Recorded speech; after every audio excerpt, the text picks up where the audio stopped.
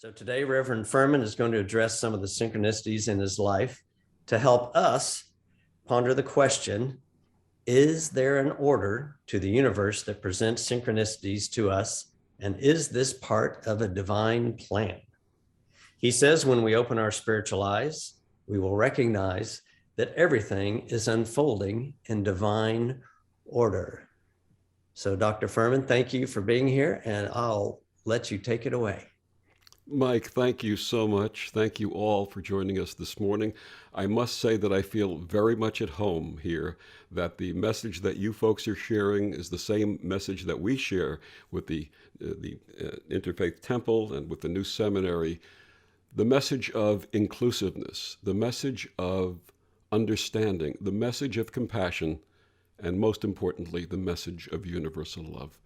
And that's what our world so desperately needs and longs for, is that universal love. And we'll talk a little bit more about that as my little talk ensues. So to tell you a little bit about myself and how this path sort of unfolded for me. I was born in 1953, and my parents were an interfaith couple. My father came from a non-observant Jewish family, and my mother was Catholic. And when they got married, she converted to Judaism, as was the custom in those days. But my life was brought up, my upbringing was truly an interfaith upbringing. When I was a few weeks old, my mother took me to visit her Catholic aunt. And her Catholic aunt told my mother, "You look awful tired. Why don't you leave Victor with us and we'll take care of him? Go take a nap." And while my mother was napping, they took me to their local church and they baptized me.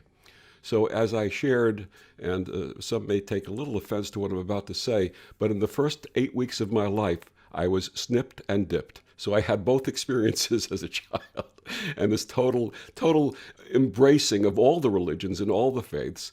I was very close with my paternal grandfather, and my paternal grandfather was a bit of a mystic. And he used to share things with me when I was a young boy that you would think he would share with an adult, but he didn't see me as a 5-year-old or a 6-year-old child. He was in his 80s at the time. He saw me as someone who would understand what he was sharing and saying. And one day he pointed to a scroll of the Torah, the Jewish book, the Torah, and he said, "In that scroll is everything that ever was and everything that ever will be." And he said it as if I would understand. And I said, "Grandpa, I don't understand. Isn't that about Abraham and Isaac and Jacob and the law and Moses?" He says, "Yes." But he says, if you have special eyes, if you have spiritual eyes, you'll be able to read it and understand that everything that ever was or ever will be is in that scroll. And I said, "How?" He says, "You'll understand when you are older." He says, "You'll understand when you have 16 pair of eyes." And I'm saying 16, this is 1958, 1959. 16 pair of eyes, what is he talking about? Well, about 25 or 30 years ago, there was a gentleman by the name of Eliyahu Rips, a computer scientist and a rabbi, who with a 16 or 16-bit computer developed what's known as the Torah Code. And within that context, they started putting in pieces of information and found that there were events that had never taken place in the past that he could find within the context of this amazing, amazing piece of work. So where did that come from? How did that happen? How did that unfold? Also in my life, when my grandfather had passed away, I didn't know he had passed away. We were in my parents' apartment in Brooklyn, New York, and I looked up from something that I was reading, and my grandfather was standing there, and I said, "Grandpa, when did you come in?" And didn't say a word, smiled, and sort of dissolved away. And I went into the living room, and I said to my parents, "Grandpa was here." And they said, "You're imagining things." And within a couple of minutes, the phone call came that my grandfather had passed. So that was my first connection with the fact that when the body, this thing that we carries around, the energy that we call our soul or our spirit, stops to function, the essence of who we are, that soul, that spirit, goes on. And there is no death. There is truly no death. And that's another topic for another talk at another time. In any event, I went through schooling, and then in the 1970s, I joined the United States Air Force. And I had been stationed in Seoul, Korea, where I was part of Armed Forces Radio and Television, doing news and newscasts and bringing messages to our fellow service people over there in Korea. And I was having a problem with my back, and a friend of mine suggested that I have acupuncture done. And having no experience with acupuncture and not knowing much about it, I found a local Korean acupuncturist, and I went and I had an acupuncture treatment. Little did I know that in those days, the needles were not sterilized, and they were also not disposable needles. And consequently, 2 weeks later, one morning I woke up and I looked in the mirror, and my eyes were starting to turn yellow. So I went to the hospital in Seoul, the one that the MASH series was based upon, but later became an actual hospital. And they looked at me and said, "You have hepatitis." And they admitted me, and I started getting progressively sicker and sicker. And the doctor came to me one day and said, "Do you have a will?" And I said, "No." He says, "Well, we're going to send the Judge Advocate General representative over here to have you fill out a will." And I said, "Why do I need a will?" He says, "You're not doing well, son." They also sent the Red Cross had a telegram sent to my mother back here in New York, basically saying that I was very seriously ill, that my prognosis was not great, and in essence telling her he's not going to survive. And so I'm in bed one day and I hear this voice in my head saying, "Get a picture of a healthy liver." And I said, "What? Get a picture of a healthy liver." So the doctor came in and I said, "Can you have a book, an anatomy book or something that has a picture of a healthy liver?" He said, "Why?" I said, I just want to see what it looks like. So he obliged me with kind of an incredulity in his actions. And I opened the book and I looked at this picture of this healthy liver and I studied it. And then I heard a voice say, "Put the book down and place your hands over your abdomen." And I did. And I started feeling this wonderful, wonderful tingling sensation, this energy flow, this warmth. And at some point I fell asleep. The next morning, the nurse came in at 5 a.m. to draw the blood, as they usually did. 2 hours later, she came back and she said, "I'm sorry, the laboratory messed up your blood sample. We have to take another draw." An hour later, the doctor came back and said, "What did you do last night with the book?" And I told him. And he says, "You're crazy." And I said, "Why?" He said, "Because last night we did not think that you would survive till this morning. And your blood, liver, enzyme levels, and every other indicator in your blood are virtually normal. And we've never seen that happen before." Now, you would think I would have had an aha moment. I would have jumped up and said, "Yes, this is my path." But I wasn't ready. I was not ready yet. And so consequently, I went on with my life. I got out of the Air Force. I got a job in the welding and compressed gas industry, which is something that I had no background in, but I did have some type of business acumen, and I figured I could learn any business.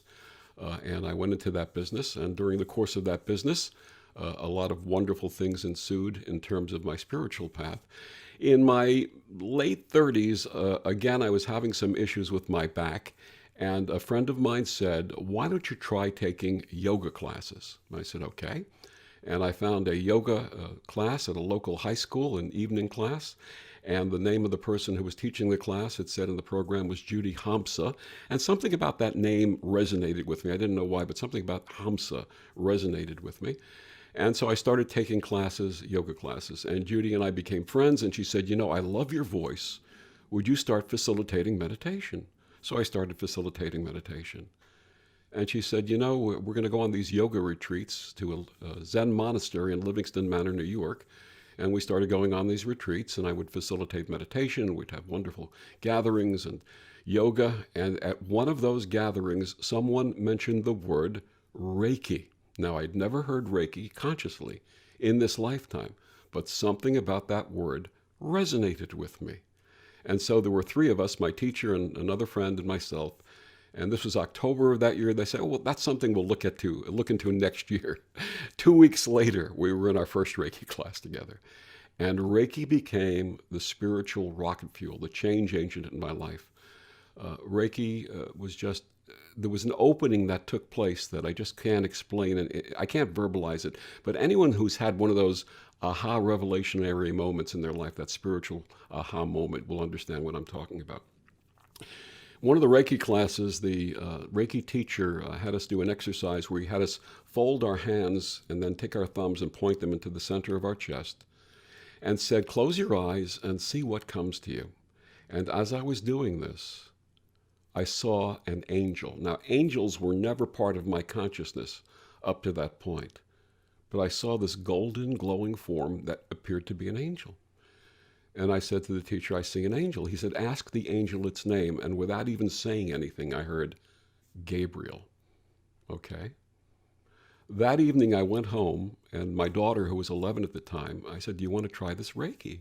And she said, okay, Daddy. And I put my hands over her head. And she said, Daddy, I see Grandpa, my father who had passed. She said, I see all these people. She started naming relatives that she never met in her life, but she started seeing them and naming them. She said, Daddy, there's an angel flying above all those people. And I said, what's the angel's name? And she said, Gabriel. The connection. Something is happening here. In any event, as my spiritual path was expanding, my wife's spiritual path was contracting. And as much as I supported her in her pursuit of what I would call evangelical Christianity, she could not accept what I was doing. And ultimately that led to the end of that marriage. After the marriage was over, I was teaching classes in meditation on Friday nights. And at one of these classes, a friend of mine came over and said, I know this woman who has breast cancer, and she'd like to learn about Reiki, and she'd like to learn about meditation. Would you be willing to meet with her? And I said, absolutely. Made arrangements to meet with her on a Sunday morning, knocked on the door. She opened the door. I looked at her. She looked at me, and we said, it's you. We had never met in this lifetime, but we traveled together before. And that relationship, initially a healing and teaching relationship, was a life-changing relationship. It ensued into love. It ensued into healing for both of us on many different levels.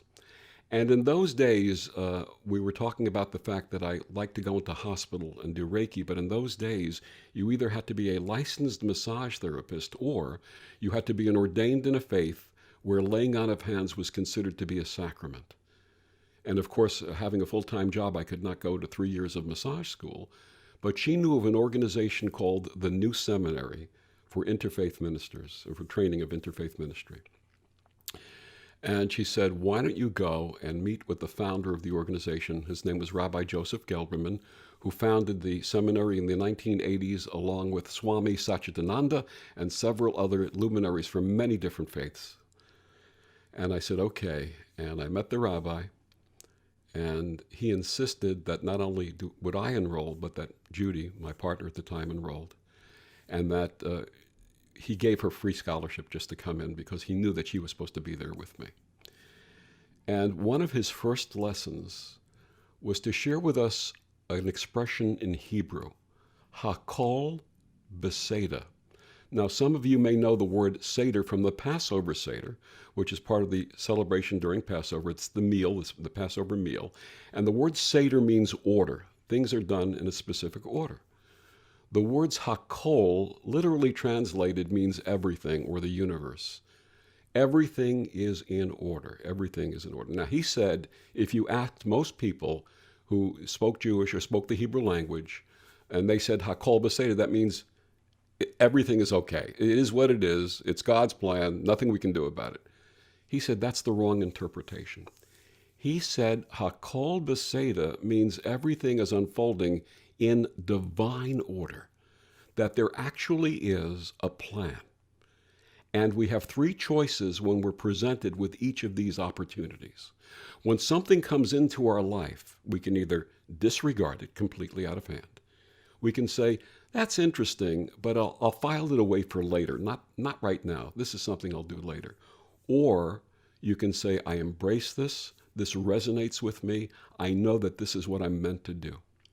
And when you do that, it starts the chain reaction, which is what happened with me with Reiki, and then the seminary, and then everything that I experienced after that when he was teaching these lessons.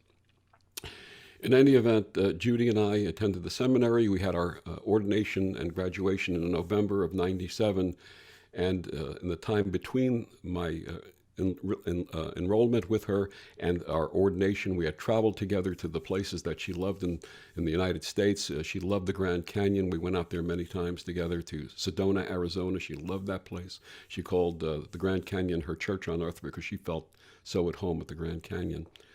And in that last year, she started getting sick again, and the cancer had returned to her brain. And we graduated and were ordained together. I was the president of my class at the new seminary that year.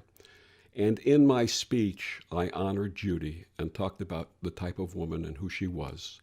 She had been a special education teacher in Harlem here in New York. She had hundreds of kids whose lives she's changed with her loving embrace of them, her intervention. Many of them called her mom.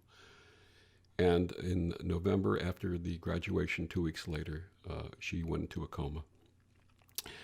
And we brought her home for home hospice, and I was taking care of her. And on January 8th of 1998, she transitioned with me holding one hand, her father holding her other hand.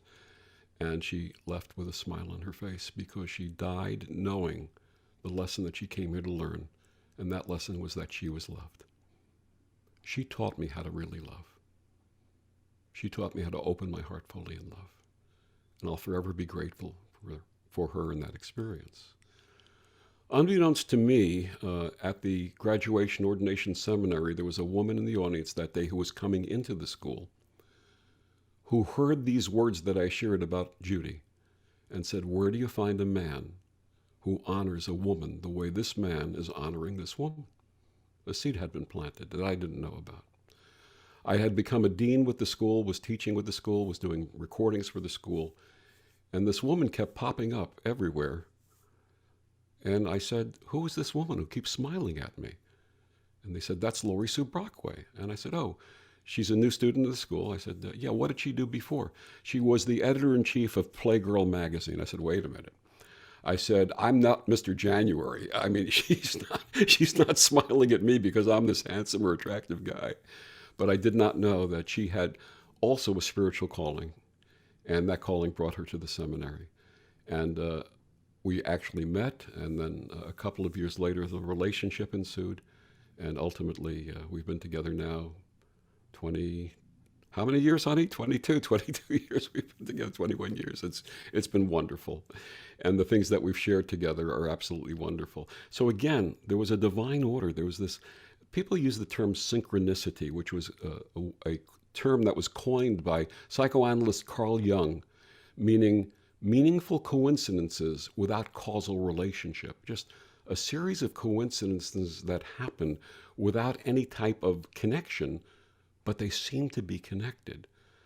And when you start looking at some of the things like quantum entanglement that physicists talk about today, when you start talking about this connectivity that we all have, that our consciousness really is not residing within this cranium of ours, but that the consciousness is somewhere out there and that it's all connected and all together. In any event, so Lori Sue and I got together, and business ensued, life ensued. She was a wedding officiant, did many beautiful, wonderful weddings. I was doing other things.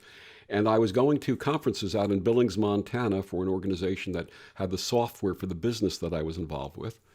And on September 11th of that year that we all know about, I was sitting outside, and I was out in Billings and getting ready for the day's activities, and I got Lori Sue on the phone, and we both had the television on simultaneously when the first plane hit the World Trade Center. And they were saying it was a small plane initially because they didn't have the actual film yet. And then we were watching together when the second plane hit, and we knew that this was not an accident. And so she made preparations. Her son, Alexander, was going to a school here on Long Island, who's now my son. And she made preparations to get him. He was a young man at the time. And I had to make preparations for what we were doing back here. And we stayed in touch. And the day went on.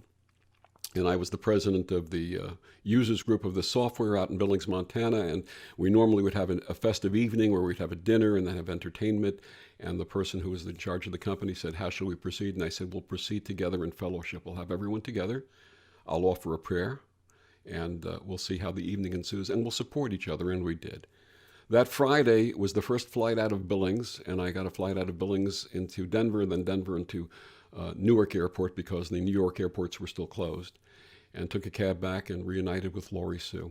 She, the day before, had gone to the Family Assistance Center for the Red Cross that the city had set up on the west side of Manhattan in an old pier, And they put together this amazing facility to support those who were waiting for word of their lost ones. And the Red Cross was asking for chaplains at the time. And Lori Sue had signed up. And then Saturday, after I got back and had checked in with the business, I went with her, and we both took spiritual care training, and we both wound up as volunteer chaplains for the Red Cross for the weeks that followed 9/11. So again, I had gotten into the seminary and took this class because I wanted to be able to go into hospitals and do laying on of hands and do Reiki. But again, divine order, there was a higher calling. There was something else that both of us were called to do. And when the opportunity presented itself, we embraced it and we did it. Life goes on, business goes on. A few years after that, a friend of mine in business said, how do you balance the fact that you have this day job in industrial engineering sales and the night work that you do as a minister? You do funerals, you do weddings, you do guidance counseling, you do all of this stuff. How do you balance the two? And very naturally, without thinking about it, I said, the day job pays my salary. The other work pays my solary. And this word solary came out of me. And in fact, I'm writing a book called Solary, The Compensation of Spirit, which I hope to have out sometime later this year. Life goes on. I get involved with a paranormal team here in New York, some wonderful folks who were going and doing paranormal investigations in people's homes, and I became the spiritual aspect of that. And most of the time there were no ghosts per se. There were things like emotional issues or there were environmental issues. But the very few times that there was a spirit present, it was my role to converse with the spirit and ask permission if it wanted to be crossed over and help the spirit to cross over. And that's what I did. And I did that work for several years. In 2016, Lori Sue and I we co-officiated a wedding in New Jersey for a friend. And at that wedding ceremony were the publisher and the editor of Om Times magazine. And we happened to be seated at the table with them. And we were talking, and they heard my voice, and they said, do you ever want to do a podcast? And I said I had done some podcasting. And they said, we'd like you to join our organization and do podcasts for us. And in 2016, the show Destination Unlimited was launched. That was the first one that I did. I do a second one now called Vox Novus. And my Destination Unlimited just finished 250 shows last week. And I've interviewed some wonderful people and made some amazing connections. And again, each of these people that I meet, by the time the interview is over, it's like I've reunited with an old friend, with soul family, with people that I've traveled with before. And I so resonate with them and their messages. And I feel that I don't get compensated. I'm not paid for doing those podcasts. That's part of my spiritual work. And I feel those connections are so important, again, bringing messages to a world that needs to have messages of compassion and love and hope. And that's why we're doing this. March of 2020, with the onset of COVID, the folks that I was working for, I was 67 at the time, and they said, you know what? Most of your work is face-to-face meeting with people, with customers, and we don't want to take a chance on anything happening to you. Why don't you take an early retirement? And I didn't really want to retire. I wasn't ready to retire, but they gave me a very nice package to leave and health insurance continuation and some other things. They were very generous. They were very good friends of mine. The very same day that job came to an end, I got a call from Dr. Jay Spates from the new seminary, and he said, you know, we're having an intensive this weekend. Why don't you join us? And I did, and I really enjoyed it. And after the intensive was over, he says, you know, you got your master's in spirituality and from the original time at the seminary. Why don't you join us and go for your doctorate? And I did. February of last year, of 2021, I got a call from Reverend Dr. Stacy. She said, we're bringing back the services, the weekly services for the Interfaith Temple. They've been no services since 2013, and Dr. J approached her and asked her if she would take over and be the senior minister. And she said, I'd like you to be my minister of communication. And I accepted. And then we started doing services. Everything was unfolding in divine order. Now, some people say, how can you say that everything is divine order when horrible things happen in the world? The only answer I can give you to that, and this is my personal perspective, and I don't ask everyone to embrace this perspective, just to think about it, is that sometimes out of tragedy comes some beautiful and wonderful things, as demonstrated by the path of my life. I know that's hard for a lot of people to understand. But I have found that when you open your heart to the divine as you understand the divine, whether it be through a faith base that you might have, an understanding of God that you might have, through science, through quantum physics, whatever it might be, that there is an order to the universe, an order to life, and that, again, if you're open to using the spiritual eyes that my grandfather talked about, that Rabbi Gelberman talked about, the spiritual eyes will help you see. And as has been said in many religions, those with eyes, let them see. Let them see. Everything is unfolding in divine order. There's a poem that I wrote after my mother passed away, and several other friends over the last few years have had parents pass and other relatives and loved ones passed. And the poem is called Circles and Rings, and I'd like to share that poem with you now. The path of great beauty in so many things, from atoms to galaxies, circles and rings. Natural wisdom that dwells there within, from 0 to 360, the magical spin. We circle each other in gravity's dance, as Gaia circles Sol, the solar romance, as Luna circles us in life-giving motion, drawing the tides and inner emotion. And the age of the oak is found in its rings, as in women and man and all living things. And when the rings stop and life comes to an end, we'll all circle back and dance once again. I'd like to take this opportunity now to ask you to gently close your eyes. Make yourself comfortable.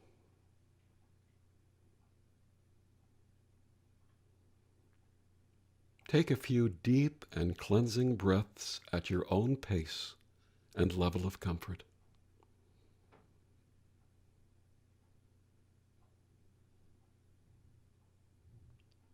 Inhalation leading to exhalation.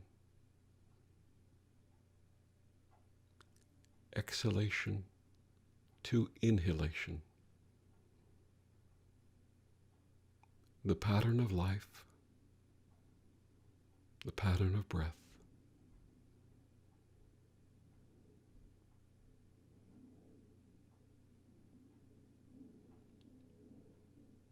And allowing your breath to return towards normal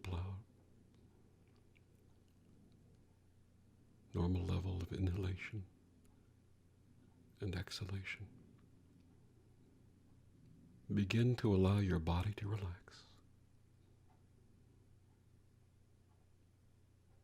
Using your inner eyes, scan any place of discomfort or stress or tension in your body.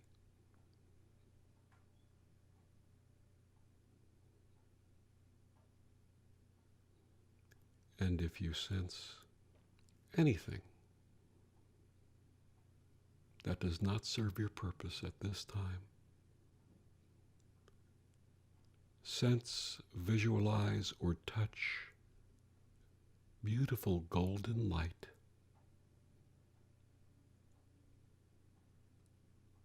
and direct that light wherever you need it to soothe, heal, and relax.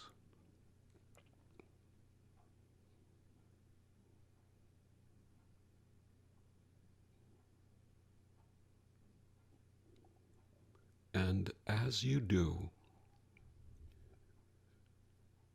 begin to visualize that light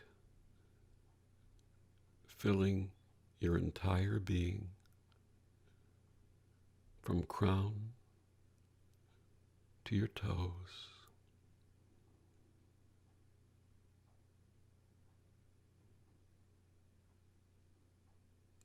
Sense that energy going through your feet into the earth, grounding you, holding you in the love of the mother.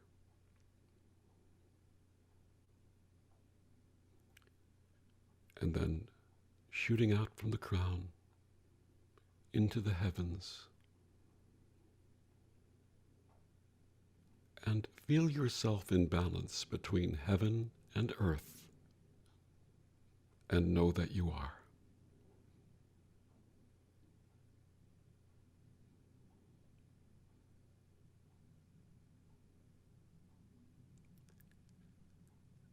And in this place of comfort and security, in your mind's eye, begin to think of a time when you experienced a meaningful coincidence. Perhaps you were thinking about a friend or a loved one that you hadn't spoken with in a while, and within moments of thinking of that, your phone would ring and they would be there.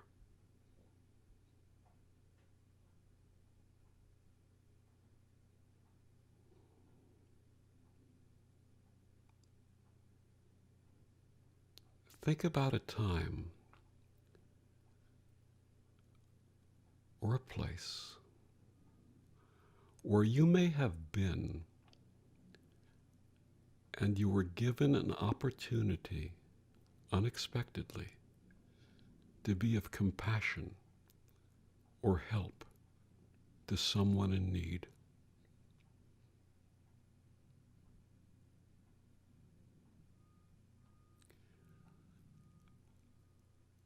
Think of a time that you sat with a friend who needed to be heard, and you gave them the gift of true listening, sacred listening, without the need to opine, to interject, or to share, just to listen.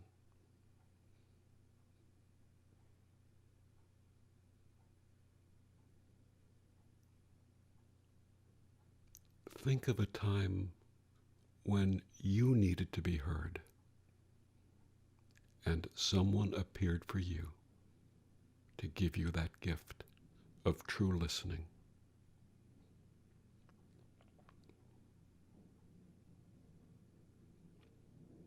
Think of a time when you embraced someone who needed a true hug, and when someone embraced you when you needed that hug.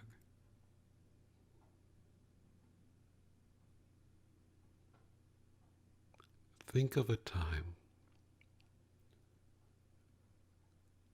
when something wonderful happened unexpectedly and made a difference in your life.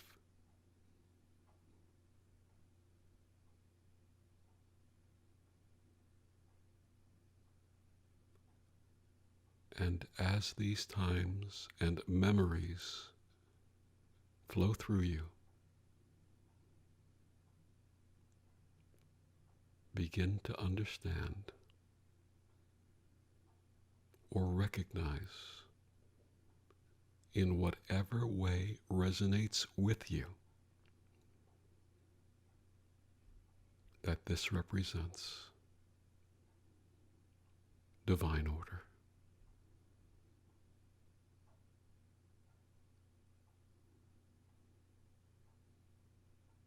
And know that if you ask, you will be answered.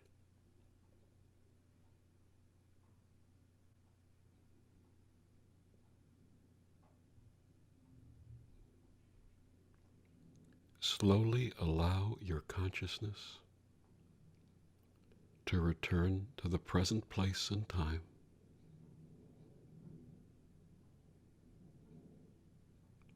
Slowly begin to move your fingers, toes, hands, feet. Your head gently from side to side.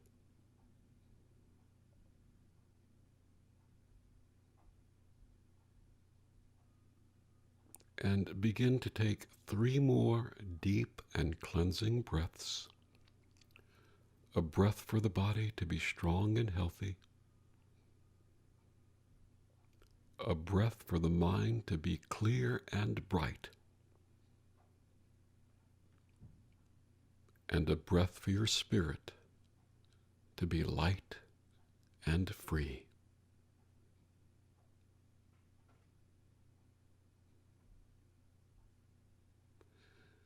And allowing your breath to return towards normal pace.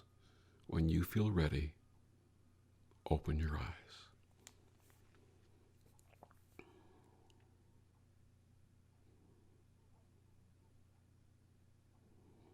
Thank you all so much for participating in this and allowing me to share my story with you today. We have a beautiful thing at the Interfaith Temple. Reverend Dr. Samora Smith is the minister of music, and I am not musical. I love music, I'm not musical, but we've gotten to the habit of writing some songs for the temple. And I'll create words, and then she'll play a few chords, and we'll put it together, and then she sings it beautifully. She's a professionally trained classical opera singer and a popular singer also. And we're going to share with you the song that we use to close our services. It's called The Home for Our Souls. So thank you.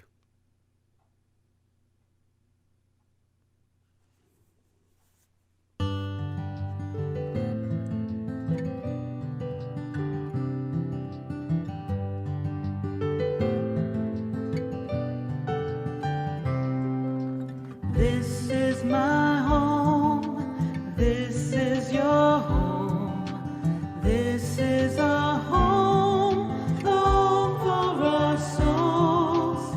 This home is safe, this home is real, your spirit to heal, home for our souls.